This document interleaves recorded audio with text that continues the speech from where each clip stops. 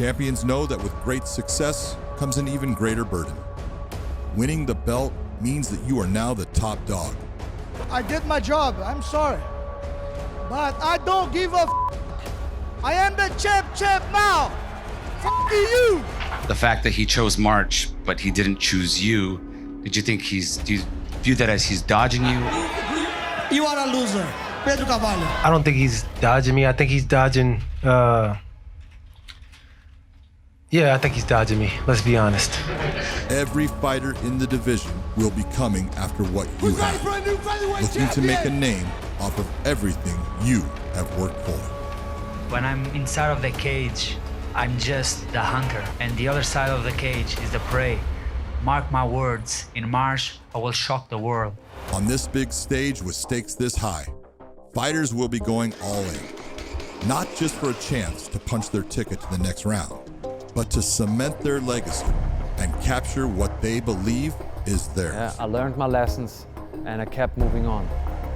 It's only one way moving forward. I heard Pitbull, he knows it, his team knows it. I heard Daniel Weichel, he knows it, his team knows it, the world knows it, and now it's time to go and show it once again. On March 13th at the Mohegan Sun Arena, we will find out who moves on to the semifinals and who goes home. 4 men on a mission, 4 lives intertwined by a single goal to be crowned world champion and to take home a $1 million cash prize. The stage is set, the moment is now. This is the Featherweight World Grand Prix Countdown. An exciting fight matchup is not predicated on opponents disliking one another, but it helps. I chose Pedro Carvalho because in that moment I had 2 options, Pedro and Caldo. Caldo was coming for 2 losses. In my opinion, he didn't deserve the title shot.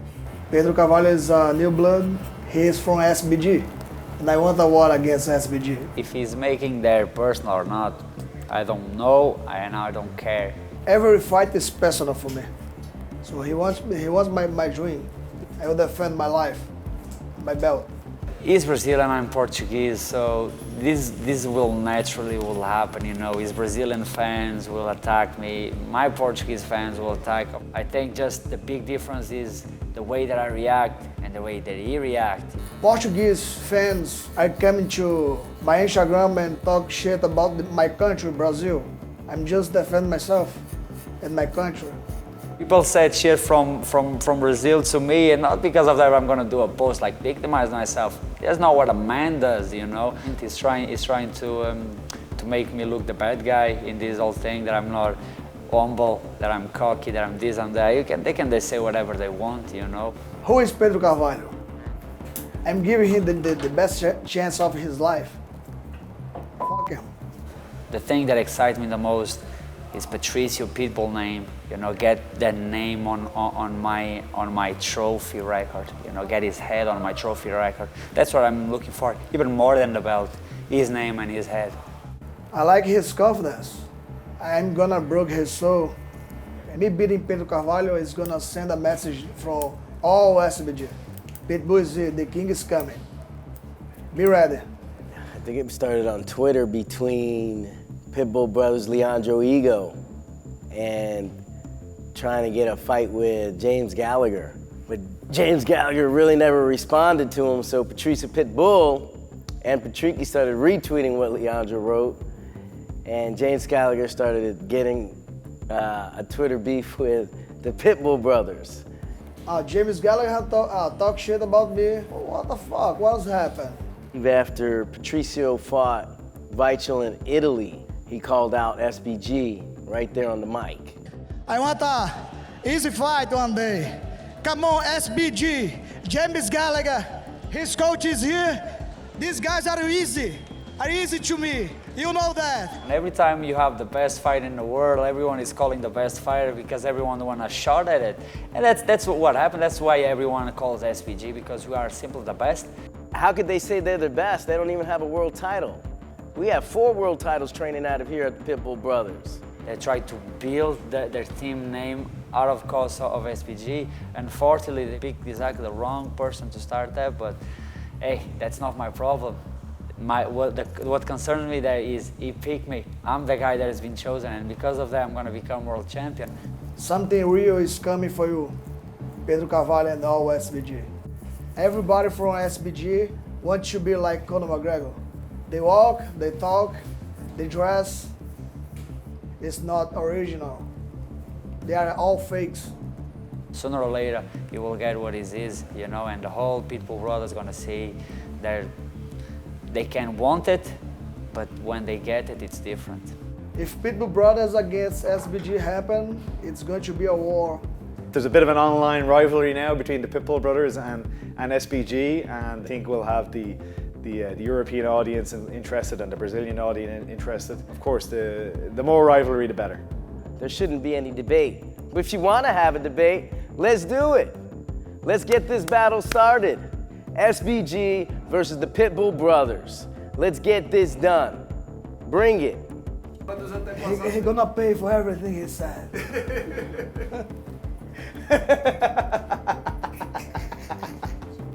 Bad blood has a way of bringing out the best in fighters.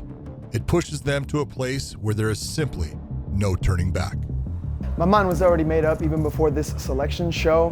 When I knew Daniel Weichel was even going to be a part of the Grand Prix, I knew that I wanted him. I'm very glad that he won, and I'm very glad that I got the fight that I wanted, so it's time to go redemption. Emmanuel over here. You were the one to select Daniel Weichel to fight him a second time. Why did you make that decision? He knows he didn't beat me. That's one thing for certain. And that's something that I've been thinking about and wanting back for a long time. And now I have the opportunity to on a much bigger platform. I wasn't surprised that he chose me because he talked about this fight. I heard him saying there's in interviews that he won that fight, that he wanted that rematch so much. He said after that fight that he thought that he won, and you know... He knows that he won. He didn't think he won, he knows that he won. And you know that I won too. Do I think that lost Hans Sanchez? I think so. Obviously, I'm in Sanchez's head for a while. You know, I know for myself that I beat him, but you know, it was a close fight, I know that. I want to avenge my losses and go and get those belts and win this whole Grand Prix. Yes, I'm very happy with my choice. I already beat Sanchez and I have no problem to beat him again. I heard Daniel Weichel, he knows it, his team knows it, the world knows it, and now it's time to go and show it once again. Both Pitbull and Sanchez, they're both beatable. I proved it once before with Sanchez, and I've shown it in my fights with Pitbull. Yeah, that's what I'm looking for. Beating the best out there, and he's one of them. Now it's time to go and get Daniel Weichel, that little weasel, and then that little Pitbull puppy I got, and then whoever's in the final, whoever it happens to be, or if it happens to be Pedro Carvalho, I don't care. But I'm coming for all of them, and I hope they know it, and I hope they're ready.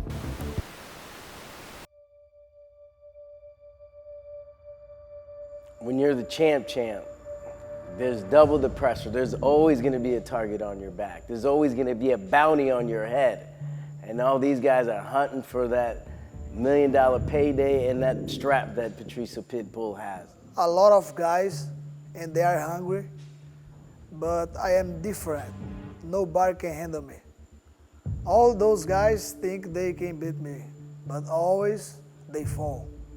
The new Featherweight World Champion, March next year, mark my words.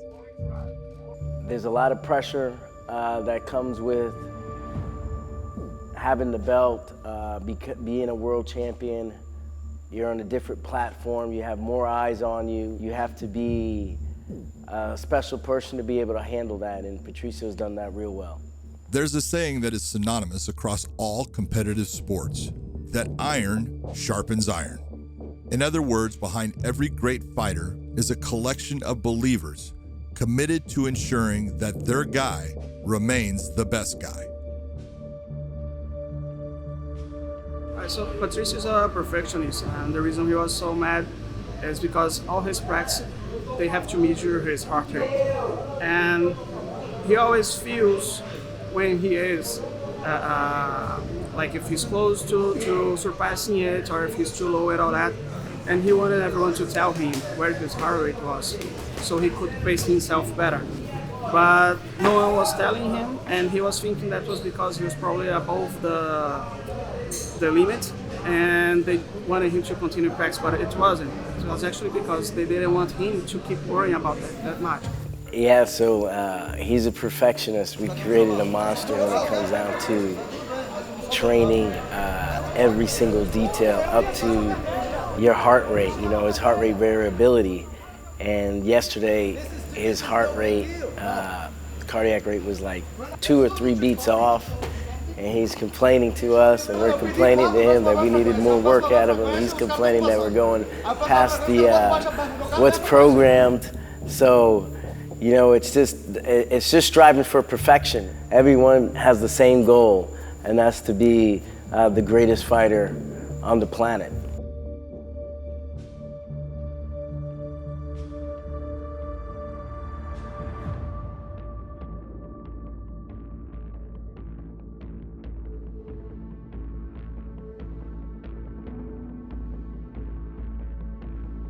I beat all the featherweight division several times, like 3-4 times. So, and people keep saying, hey, Michael Chandler is better than you. And look what I did to him. I kicked his ass in less than 1 minute. And now he's quiet. He knows, everyone has to know, I am the best. PATRICIO Pitbull definitely does not get the respect he deserves.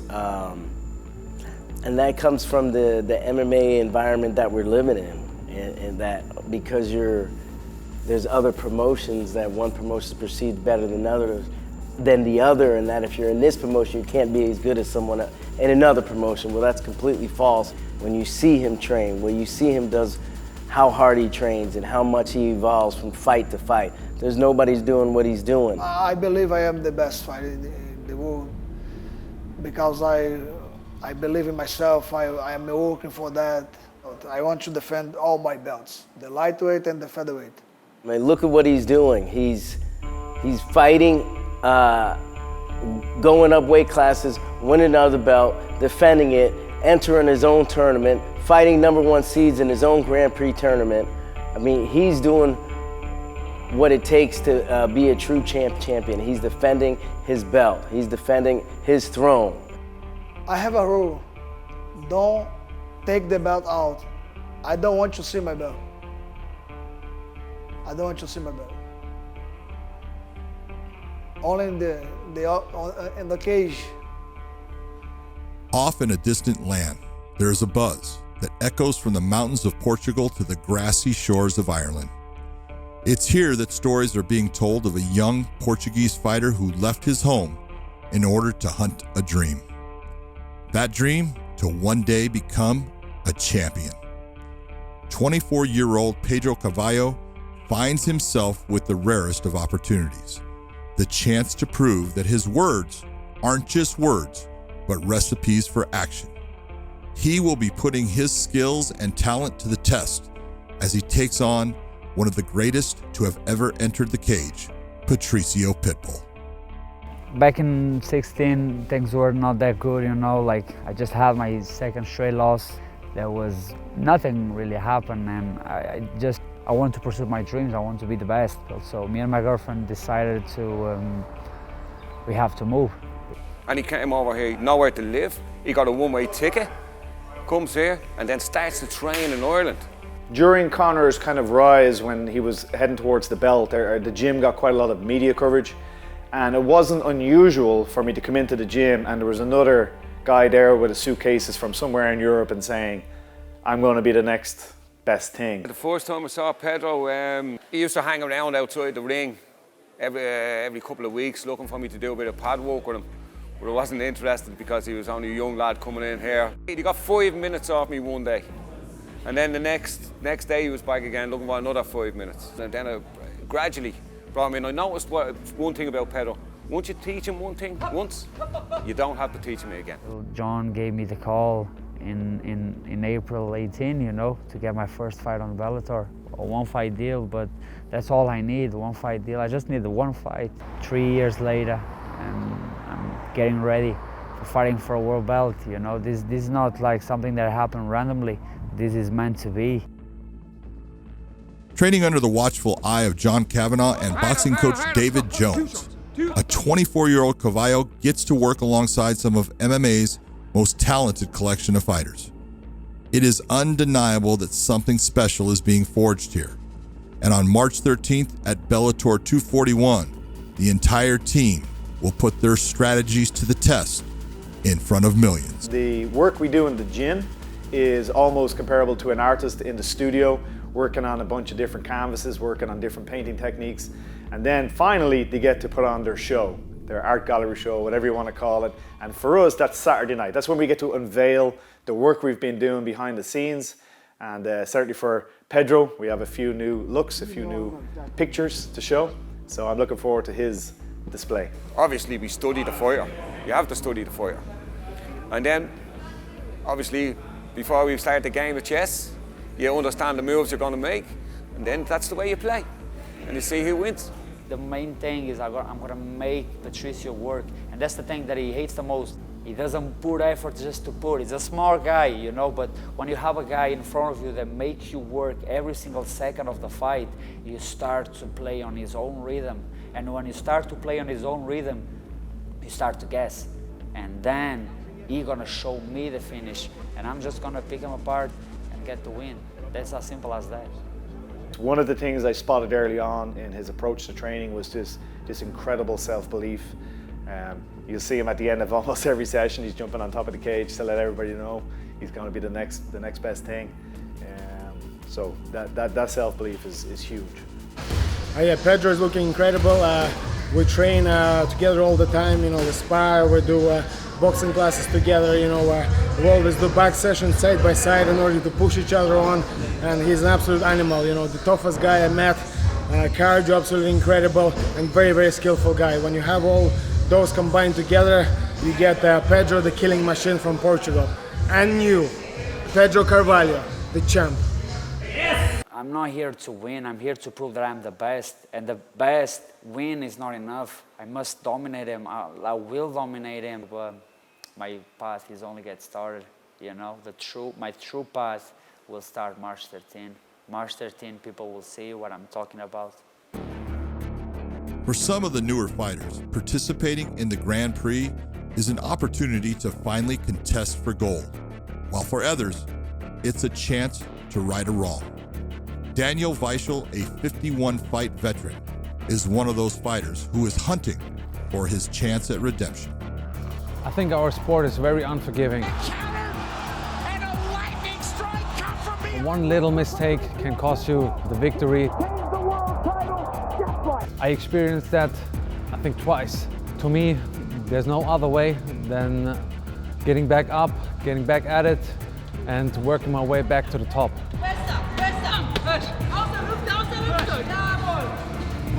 I see this challenge, this tournament, this is my mountain that I have to climb. Each and every level is a challenge to me where I can build my legacy. I fought Pitbull twice. The first one, I think I hurt him pretty bad in the first round. Weichel opening up his striking. There's another big shot. We're talking about seconds. I wasn't sure if they stopped because he connected good, maybe he TKO'd him, or because of that round. I think I was the person who was the closest to finish him. I rushed too much in the second round and I paid the price for it. At the start of this round. Absolutely. But Weichel trying to make the most of it, landing with, oh my God! He was walking forward like a tank, wanted that belt, maybe a little bit too much that first fight, and that was really hard for our team, for the gym, for me. Don't get me wrong, I take nothing away from Pitbull. He's a great champion and he's at the top right now. The second fight, it was one judge that cost me the victory. Our third and final judge, Chris Lee, scores about 48-47, declaring your winner by split decision. And still, featherweight champion. I know which mistakes I made in that fight. I fought him twice and I see the chance to meet him a third time and take it to that point and show that I'm the best featherweight on the planet. Each and every single fight is more than a title fight, more than history. This is how I want to see myself climbing that mountain. The 8 weeks leading up to a fight are without a doubt the most challenging for a fighter. He or she will have to sacrifice their body, mind, and one of the most valued commodities known to man, time. While hours upon hours are spent in the gym honing combat skills, life outside of fighting doesn't stop. Na, alles klar? Yeah, Papa. Having a family and especially having a daughter is pretty tough, especially in fight camp when most of the time I can't spend that much time with my family like I want to. Na, alles klar? Hast du gut geschlafen? Yeah, Papa is Of course, it's very hard to be separated from your family, from your friends, from your daily routine you have in the off-season. You have to sacrifice all your time and all your energy only for the fight to become a better athlete, a better fighter, and finally achieve your goal. That you are 100% obsessed what are you doing and that you know what you're capable of. This is a very selfish sport, selfish game, you know. At times I have to be isolated and be for myself and have my complete focus on what I want to achieve. Yeah, especially in fight camp, it's nice to talk to my daughter after training or in between sessions, just to check if everything's okay and to get a very good vibe and get the positive energy and carry it to the next training. And I feel that it gives me a lot of power and energizes me. I know that this is what I want to do in life and this is what I want to represent, and this is the example I want to represent to my daughter, to my family. Look closely at any fight and you will see that there are two wars being waged between opponents. One that is fought inside the cage, while the other takes place in the mind. The art of mental warfare has been going on since the dawn of conflict. The techniques vary depending upon who you ask, but the objective is always the same: to occupy as much space in your opponent's head as possible. You know who to pick. It's just see if you pick me, boy. Hey, you know what I'm after. You ain't got what I want. Clown. If anyone knows a thing or two about mental warfare, it's EMMANUEL Sanchez, or better known as El Matador. Mental warfare can have a big effect on an opponent. That's what can make or break someone before they even step into the ring, before they even lock eyes with their opponent. If you let someone get inside your mind or your heart, you've already lost the fight. So never let another man or another human being put fear in your heart. I don't intimidate people by what I do or say before a fight because I believe that's nonsense. I intimidate people by hitting them. So no one can break me. No one can say anything to me that hasn't been said or done already. And that's how I feel about my will. It's undominable and unbreakable.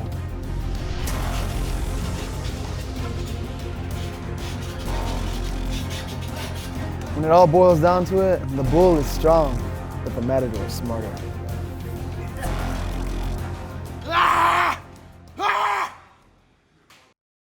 A fighter's self-confidence comes from having a clear understanding of what the objective is. But sometimes, when the plan doesn't go accordingly, a fighter must face his inner doubts and find strength from a higher place. By split decision, Daniel Weichel. After I lost Daniel Weichel the first time, I was sleeping on an air mattress. I went broke. I went on my knees asking God for answers and direction and wondering where and what is going to happen with my life and my career. And I got the answers. I went on a great win streak. I went on to get a title shot. I lost to PATRICIO Pitbull.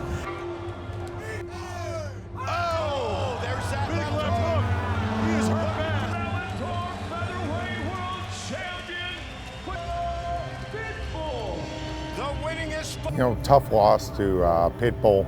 No one's really given Pitbull that tough of a fight. You know, just a razor hair short of winning that fight. You know, we used it as great motivation coming into this Grand Prix. It only served as motivation. PATRICIO went on to go win the lightweight title as well. I gave him the toughest fight of his career, and I know I'm the worst fight for him and anyone else in this Grand Prix. Manny's been even more motivated than he's ever been, and he's honestly the hardest working fighter I train. I say that proudly. I just had faith in myself, faith in the journey before me, and believing and trusting in the process. I just left it all in God's hands, and it's served me well ever since, and I just never lost my faith, my hope. I've stayed persistent and just never gave up and never quit. his work ethic, his drive, his determination is just on a special level. And I've been doing this my whole life. No one works harder than this guy, and I love who he represents as a person, as a fighter, as a martial artist. And the whole reason I got into mixed martial arts was to be a world champion, was to have the belt around my waist and have the title of Featherweight World Champion, and it's the only reason I'm fighting. Made the mistake of leaving it in the hands of the judges. Now it's time to erase all those mistakes. I've learned from them, I've grown from them, and now it's time to take the future into my hands and take out all these guys. At the end of it, it don't matter, short or tall, big or small, they all will fall. Who want you be king? You're gonna have to kill me.